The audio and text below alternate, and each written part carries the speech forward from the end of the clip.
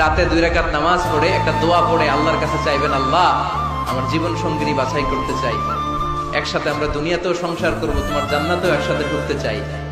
এরকম লাইফ মেট, life partner, এই মেয়েটা আমার জন্য হবে কিনা, বা মেয়ে দোয়া করবে এই ছেলেটা আল্লাহ আমার জন্য হবে কিনা আমি জানি না, তুমি তোমার পক্ষ থেকে এমন ইঙ্গিত দাও বা আমার হৃদয়ে এমন একটা দিক নির্দেশনা দাও যাতে আমি সঠিক সিদ্ধান্তে চলে আসতে পারি। এই দোয়াটা পড়ে 2 রাকাত সালাত পড়ে আপনি যদি ঘুমান, আপনাকে আরশের উপর থেকে দিক নির্দেশনা দিবে কে?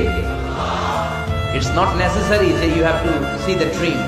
আল্লাহ আপনাকে স্বপ্নে দেখাই দিবে এমনটা নয়, হয়তো এমন হতে পারে একটা ইঙ্গিত আপনি পাবেন, অথবা ঘুম থেকে উঠার পরে এই ফ্যামিলির প্রতি আপনার একটা আলাদা আকর্ষণ জাগবে, তখনই আপনি বুঝবেন আল্লাহর পক্ষ থেকে এই রহমত নাযিল করেছে কে। ইস্তেখারা করবেন। সেই বুখারীর হাদিস, কানা রাসূলুল্লাহ সাল্লাল্লাহু আলাইহি ওয়াসাল্লাম ইউআল্লিমুনা আল-ইস্তিখারা ফিল উমুরি কুল্লিহা কামা ইউআল্লিমুনা সূরাতা মিনাল কুরআন। বিশ্বনবী আমাদেরকে যেভাবে কোরআনের সূরা শিখাতো ওইভাবে